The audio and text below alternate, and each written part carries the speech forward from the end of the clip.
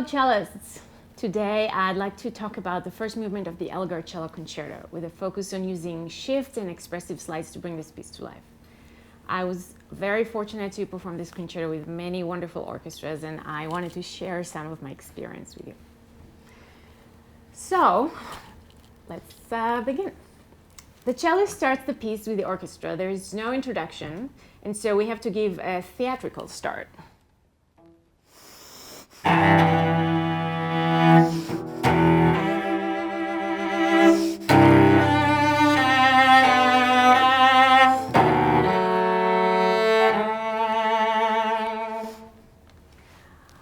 Practice playing the opening chord slower and longer than you would if you were following the composer's tempo, so that sustaining the bow for a long time becomes easy.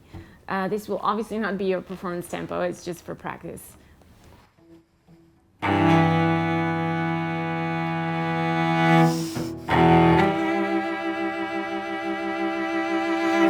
I like sliding into the A on the fourth beat of the second bar. So,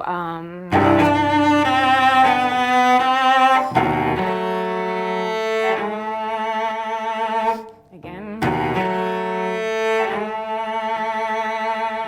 something like that.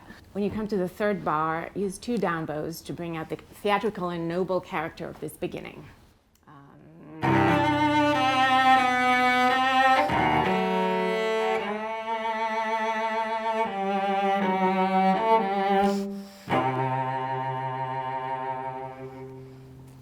On the low B, give a little bite at the tip and then release the tension on the bow so that you can grow the sound from very little to very full.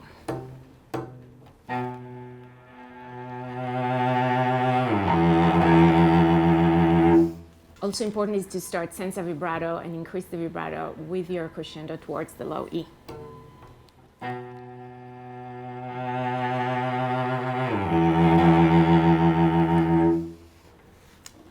In bar 6, the passage is very much like a person talking. Be sure the phrasing is clear and that you release the sound between each of the three parts of this musical sentence. Very similar to a speaker or a singer, taking a short breath between sentences.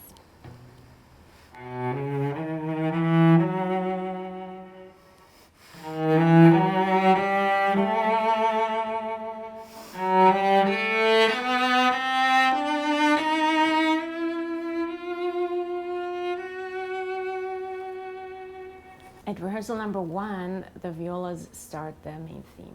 And be sure that you agree with their tempo, and also be sure you have a clear idea of the tempo you want, because this will determine your entrance tempo at rehearsal number 2.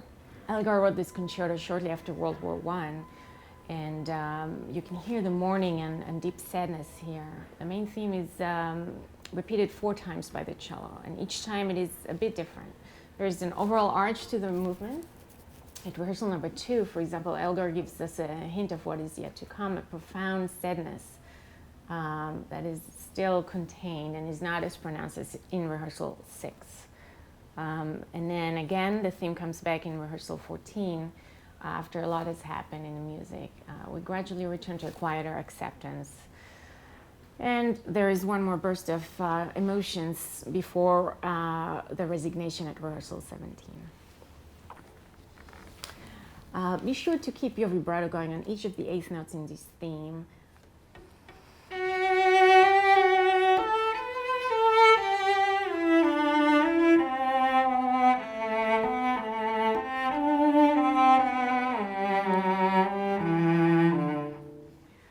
So a common mistake is to vibrate on the quarter but neglect the 8th note. So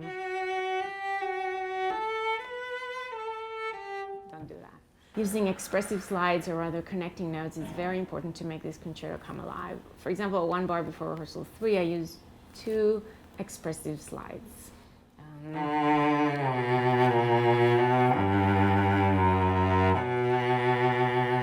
So don't be shy about that.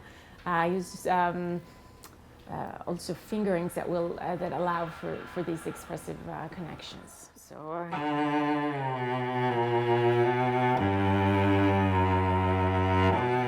For example, 4/4 on the G going to the F. Similarly, the bar before rehearsal 4, I used 1-1 so that I can emphasize the following fortissimo. So,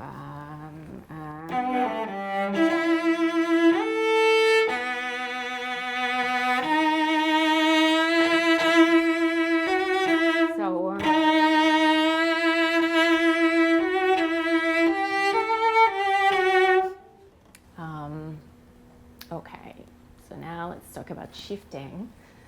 Shifting can happen on the old bow or on the new bow. Most shifts occur on the old bow, and a second bar after rehearsal 4, I like to shift on the new bow. So let's see here.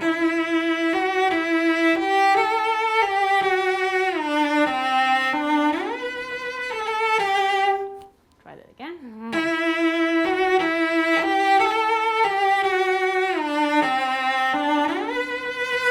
So as you see, going to that B on the new bow. But you can also do it more subtly with shifting on the old bow.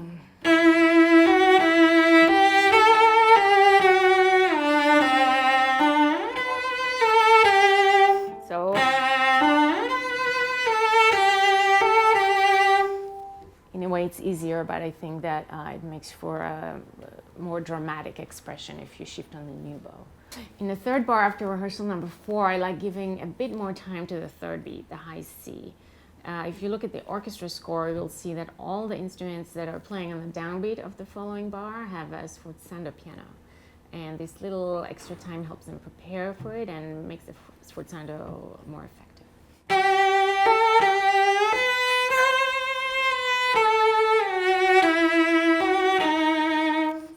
There's so much more to say about this concerto, and I will post some more videos soon, so if you haven't done so yet, please subscribe. Thanks very much for watching. Bye.